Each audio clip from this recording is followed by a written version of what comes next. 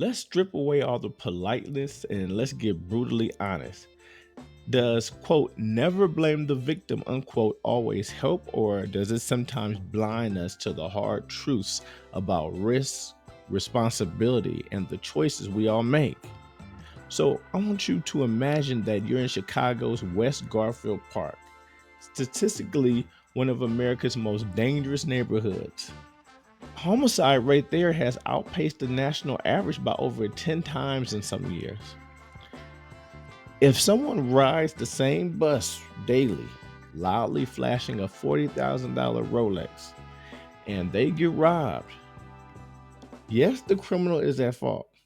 But if we've been truthful, would you call that person wise? Or would you secretly think, what were they thinking? Over 70% of Americans admit in surveys to blaming victims at least sometimes in exactly these kind of scenarios, especially when it comes down to theft or property crime. Here's the wild part. When a woman dates a man with a rap sheet longer than a CVS receipt and then they get burned, we're trained by culture, media, and sometimes even the law to say, don't blame her. She didn't know better. But in the first case, we whisper, hey, they should have known better. So why the double standard? So in San Francisco, city officials literally put up glowing billboard signs begging, don't leave bags in your car anywhere. Despite that, over 22,000 break-ins happen every year. Sometimes with victims leaving laptops on the seat like bait. Many insurance agencies won't even pay these claims, citing contributory negligence. Legally and culturally, we recognize that you have to do your part to avoid the obvious risk.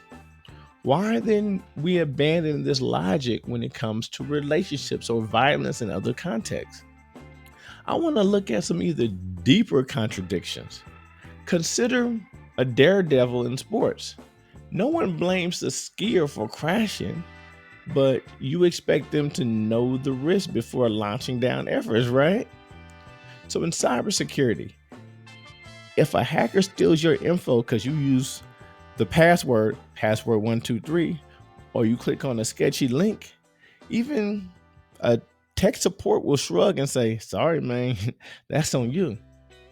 But in intimate partner violence, society draws a hard line. Never blame the victim, even if every red flag was waving in the wind. I mean, there's a reality check, right? Because the National Domestic Violence Hotline reports that most women see warning signs. They see the controlling behavior, the threats, the violence towards others. I mean, they see this stuff long before any real danger strikes them. But they brush it off. Oh, that's on them, or the person will change. So this is complex because psychology tells us love, trauma, and manipulation can keep us from leaving.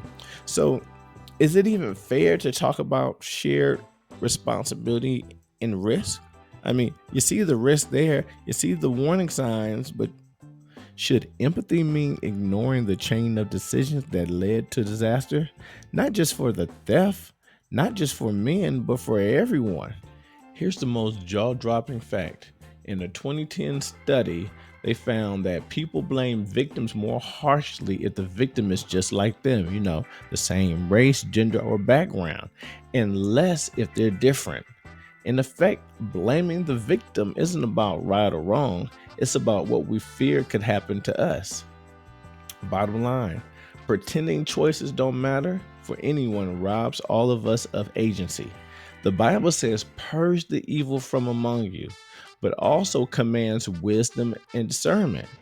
I mean, if you are a sheep, don't lie down with a wolf and expect mercy. If you leave your door wide open, don't act surprised when somebody walks in. We must have the courage to confront every angle, not just the comforting ones.